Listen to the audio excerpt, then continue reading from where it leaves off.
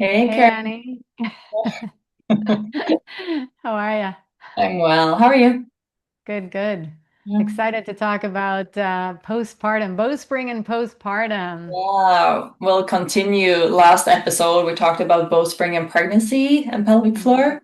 And this Mhm. episode, we will focus on bowspring and postpartum and how it can help to heal and tone your pelvic floor. Yeah, we'll touch on a lot of different things that happens like after having birth, but how you can benefit from the bowspring, Yeah, breastfeeding and taking care of your kids and yourself. yeah. And for those that didn't listen to last episode, you have two children, I have five children, and I can share that your pelvic floor gets pretty intensely transformed after giving birth.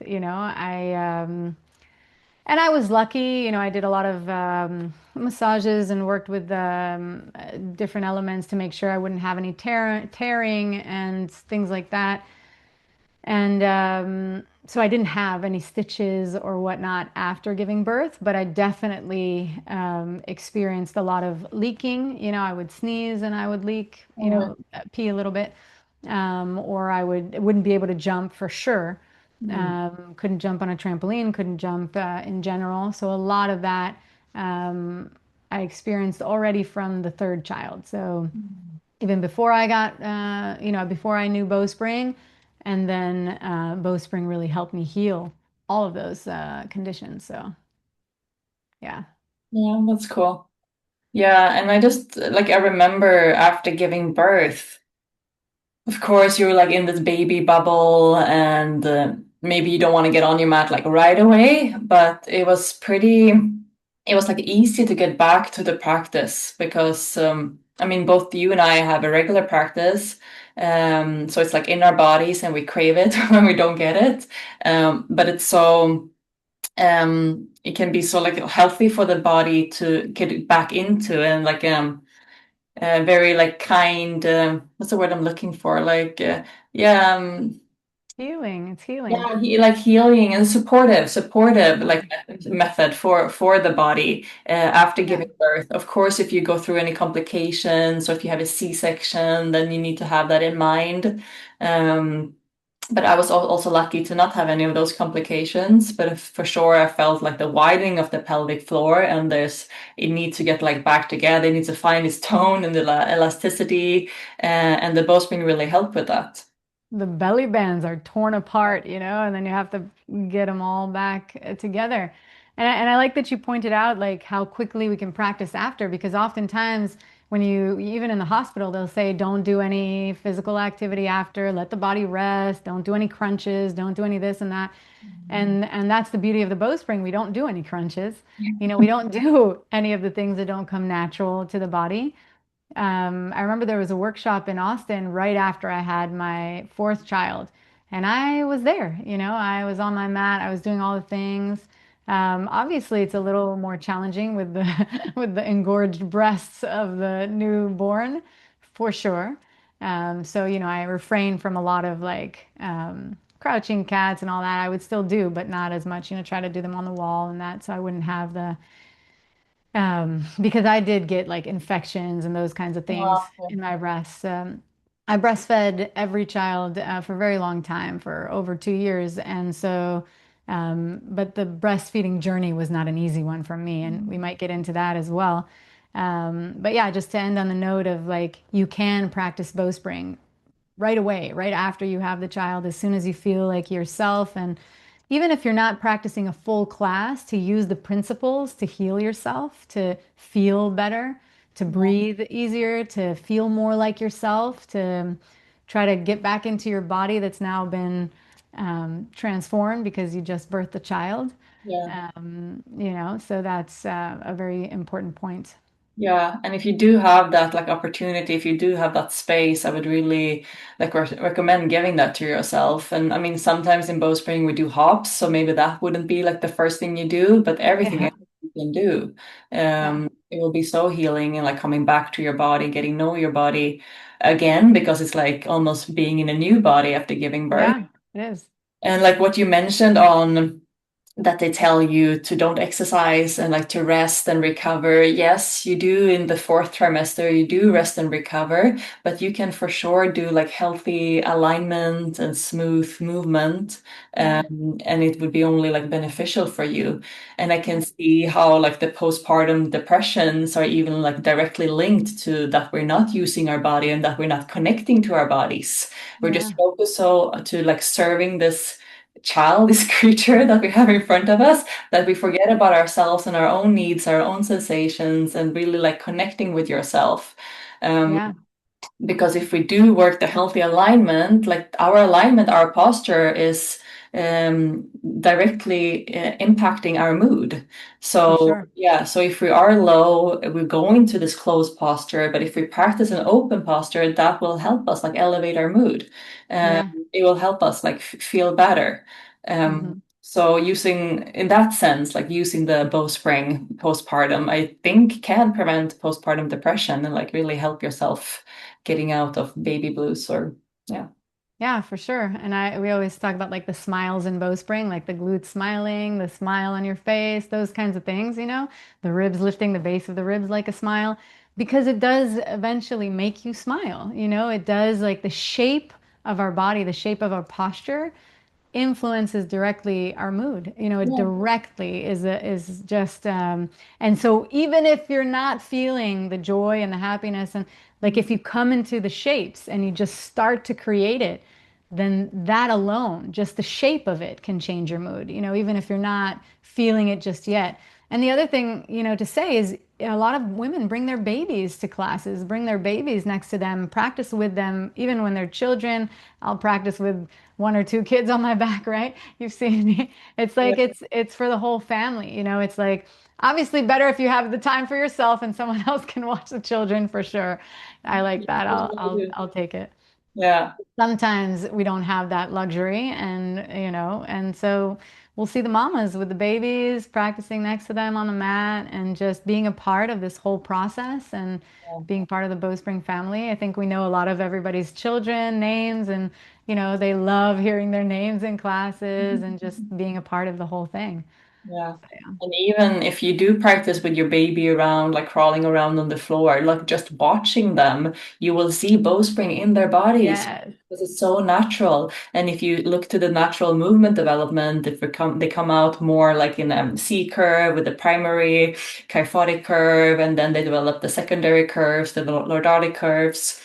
And you see that, like if I look to my youngest now is yeah soon 2, but when she was like crawling around on like hands and feet, you could always see the hips like far up behind the ribs. She was doing like full on bowspring, like in the alignment in her body, and how soft the hands and the feet are when they come out and when they're babies. Like they come Mhm. out with these seed hands, and the feet are like perfectly shaped in the taco Uh-huh. bow, and the arches of the feet are fully intact. Yeah. And And then how often do we see babies like hyperextending? It's when they're really startled or like really Mhm. scared, they go into like that Yeah. reaction. But Because it's a natural reflex, right? To like, like that. But then to train yourself out of it, to not be in, because that applies exactly to what we were just saying, that the way that you shape your body affects your mood. So if you're constantly, like I'll see so many people when they're talking, their thumbs will be hyperextending like that. You just like interviews, whatever you're watching, people will hyperextend the thumbs, and that's a nervous system reaction. So Mm, just by like reshaping it and bringing it closer to the body, you get such a relief, a healing, calming to the nervous system just by bringing the thumb in. And yeah, so, when we look to babies, you were saying like the different shapes. I always would take pictures how they naturally get into like humble cat, right? They yeah, they're right in humble cat as they're starting to like move or try. And it's just like it's there. The spirals are there. The we were born with this, yeah, wisdom and capacity in our body. Like we can be light, we can be springy, we can be open and soft and not hardened and closed. We can be. yeah. We're born for that. Yeah, and you see the babies first, they're on all fours, like hands and knees, and they do Hmm. Hmm. pulsations. And Rocking, yeah, rocking, walking spring load. exactly. Yeah. And then they put one paw, like the ball of the foot down, doing Mhm. the humble cat. And Right. eventually, They don't put the heel down with the toes lifted. They no, no, put the no, paw no. of the The foot. toes Yeah. stay soft, connected to the Uh-huh. earth. And Uh-huh. then they get their bum really far back and up, and they Uh-huh. go into crouching cat. Uh-huh. Um, yeah, it's And they don't crouch the feet. They keep the hero foot, they keep the hero foot on the ground when they're rocking and when they're moving in their all yeah, fours, that's so cool. yeah, Because you think about it, as they get older and toddlers, they'll do it. But when they're babies, they just kind of crawl around like that naturally. yeah. And so And yeah, say. yeah, go ahead. Well, just to get a little technical, because we're talking about here healing the pelvic floor, and I mentioned the fact that I was leaking and that it was, a lot of women experience prolapse. I had really good friends who had really severe prolapse where literally your organs are falling out of the body. And the solution that is given to you by medicine is either you put in something to plug it up like a silicone kind of cup to push everything back up. And then they teach you some Kegels, which are typically like if this is your pelvic floor, and it's like this, right? Parallel to the earth, then you're just tugging up like in one direction. And Mm, again, if you can see even my finger, like it's the same thing as that hyperextension. You're just pulling up in one direction and you're not creating a trampoline effect. You're not creating a bounce. You're not creating the support that your pelvic floor needs. Because physically, like the urethra and the anus, the muscles there are connected. And when you look at them, they lay in a formation just like a trampoline, which can stretch and then you get that tone, that bounce in your pelvic floor. yeah, And it's like, oh my gosh, miraculous. It's not anything I never heard it spoken before. I knew about Kegels, I knew about clenching everything to the midline and sucking it all up and in, which even just saying that is like, you know, painful. destruct painful, not helpful. Yeah. When you tug on a rope in one direction, what's going to happen? It's going to break, it's going to tear, something's going to happen. But if you are, setting up a trampoline and pulling everything evenly in all directions and On the toning, springs of the trampoline, like evenly, hmm yeah, creating a yeah, uniform tone. uniform tone, exactly. And the Yeah, bounce, the spring. yeah. And Yeah, that you can feel the connection, like I mentioned in the last episode, between our like the when we breathe, like the diaphragm, like the pelvic floor being the lowest diaphragm, and then we have the diaphragm, and then how it's connected to our vocal cords. And yeah. those three mirror each other, and they are connected in our central channel and through the vagus nerve. Mhm. And when we repattern the nervous system to soften and that we're calm, we can really soften the tissues. And then Yeah, from that place, we can create tone, the uniform tone, the yeah, elasticity yeah. that we practice in the Bowspring. Yeah, and it's what you mentioned before, because you were giving the whole sequence of how the baby's formed, first with the thoracic spine, and also like literally the mouth is connected to the anus in the beginning. Yeah. It's like that's what it is. And then you start to stretch it, and the alimentary canal gets formed, and everything starts to separate and elongate. But to even have that knowledge in your mind as a grown person to know that it's all connected and that what we do in one area of the body will affect the other and the way that we work with the wisdom of the fascia, realizing that the fascia, the connective tissue is conscious and that we can shape it, we can mold it, we can change the way that we hold our body. It's not, you don't have to stay stuck in one pattern your whole life. You can change no matter how old you are and whatever stage you are in, or if you're postpartum, and really in this challenging state, you know. To mention one more thing that's also pretty challenging is for me at least. I know some women just walk into breastfeeding and it's like nothing ever happened. It's always meant to be. And I thought that's how it would be for me, breastfeeding, just a natural connection, but it was not. It was a huge, huge learning experience. And it was, excruciating pain. I think evidently I learned that my nipples are very sensitive. That's just a given. And, I need more time. I need more time to adjust and to be able to then breastfeed smoothly. But for my first child, going through all of that, like literally crying as I'm breastfeeding her. And I didn't have the knowledge of the bowspring. So I'm holding her and I'm, curving over her and like, everybody's looking at me in the hospital going, "Oh, you look great. Everything looks fantastic. It's great." Like, well, but why am I crying while I'm breastfeeding? Something is not right, you know? And through the bowspring, through the lens of the bowspring, I've learned my body. I've learned how to hold the baby and not succumb to the weight and to the heaviness, and then how to work with the baby while I'm breastfeeding the child and open the baby's hips and then hold them in a way that's supportive for both of us. That I think that's such a gift to mothers that are really challenged with this. Yeah, we talked about that how you hold your body in space, like your posture will affect your mood, but also it's because you will go through like new experiencing, like for example, experiences. For example, if you do breastfeed, it's hard to keep like healthy posture all the time when you It breastfeed. is. I found that the most like easy pose or posture like I had when breastfeeding was like in side bow, laying on my side. For sure. If that works for you, because then I can be with my hips behind my ribs and I For can work sure. the expansion of the ribs and I can keep my front open. So that was really helpful, but also practicing, having a regular bowspring practice like throughout postpartum was really helpful for the moments when I got into this. Like, and I really, because Yeah. the whole upper back, the tissues was just like widening and So widening, tight. and they got weaker and weaker. So working then the strength of the back body, the posterior chain, and opening the front body was so healing for me for all the times I got into this breastfeeding position. And Yeah. it was like, okay, now I'm back into this like opening and strengthening the back body. And Yeah. I think, yeah. yeah, so that was I really feel like healing for me. that it's so important to say what you just said because I think it's nobody's going to be in a perfect bowspring posture their whole life. That's not realistic. That's not what we're asking for. There are times when you're going to curl over. There's times when, and even I remember washing the children, where you're like, and you know what?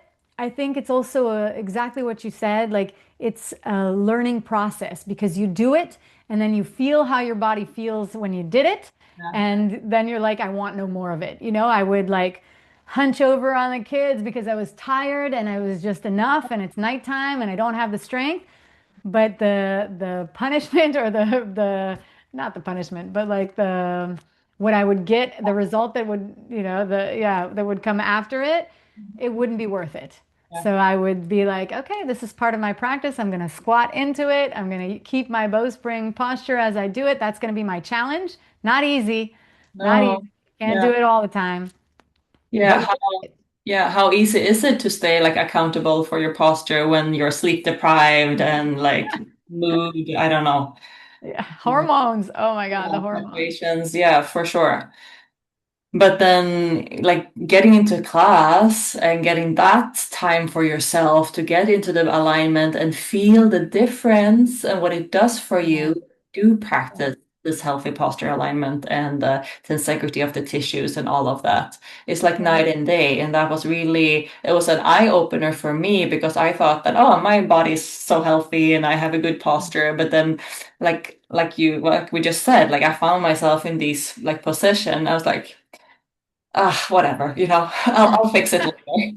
But then like the more I practiced bowspring while breastfeeding in postpartum, it was helping me to then hold myself up. So I was like helping my body, like repatterning my body to also hold it when or even if you're just carrying your child, if you have like a baby Yes. or whatever, you just like you're so always like in this position. hmm Yeah, Um, let's talk about that car seat. Oh my gosh, the little baby car seat to carry that from one place to another. Like, how do you typically do it? You like pick it up, lean to one side, your hip is like out of place and Carrying you're on like your trying to move. And I'll always try to help my students and, no, like lift it up, kind of like service arms where you're holding it from both sides, try to keep your posture and then, use both bowspring. I think the beauty of what you were saying is like you have the knowledge, you have the understanding, and then you can make that choice to actively use it whenever you need it. And that's, that's what we're gifting people is like, come learn this way of being, learn this method. And it's not just for you, it's also for the baby, Yeah, I not was just just for gonna the say listeners. that. Yeah, right? Because Yeah, you can use these same therapeutics to massage the child, to calm the child, yeah, to even like, because babies will come out with all kinds of things in the tissue, like a lot of people talk about how we need to use different sensations on the body to awaken the tissue and to help them feel more and sense more and be more relaxed and calm. It's traumatic for them too, the birthing process. yeah. It's so traumatic. And Bowspring, the therapeutics, will give us these tools like how do you massage the legs and the feet? What is the most optimal way to Mhm. massage your child's feet and arms and hands and the whole body really? We can give them that gift. Yeah. But not only that, like how you are holding your body will have a like a direct impact on your baby. If you're always carrying Yeah. like this, like the breath is shortening and you're collapsed, it will affect your mood. But then eventually, as the baby grow, it will like mirror what you do, and the nervous systems like Yeah. they're communicating. So like, Yeah. how you're feeling, it will have a huge impact like on yourself and your baby. So you do Sure. yourself and your baby a favor practicing the bowspring. That's awesome. And so one thing to leave everyone with, if you're listening and you want to try out a fun pose that feels, or fun, a good pose to feel your body and help heal your pelvic floor postpartum would be a pose that we call puppy pose.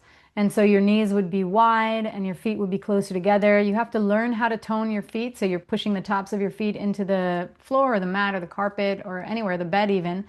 And then just try to elongate, move your arms forward and try to move the ribs from side to side, just allowing the pelvic floor to open, the glutes to mount. Maybe you'll be able to feel the wrap of the glutes onto your sacrum, that activation. That's one that takes maybe a little bit more time to feel, but you can still feel the opening, the widening, and then distancing the ribs away from all of that. So that would be something I would recommend a Yeah. lot. And I changed my mind. I had like one pose in mind, but then I was just thinking something as simple if you're out walking the stroller, like to Uh-huh. place your arms like on the handle, so like the bar of the stroller, and to pressure down the wings, the arms to Mm. elevate the ribs, and then do just like seaweed sways A, like we call it, just like articulate the ribs from side to side to get that lengthening and the Uh-huh. separation ribs from hips. That one. And then if you do breastfeed, try the side bow with the front body open. Side bow was my favorite Yeah, too. those two have Yeah, been yeah, helpful for me. yeah. Yeah. It's great. Thank Yeah. you for listening. We'll see you on the next podcast. Thanks, Yeah. Annie. Thank you, Karen.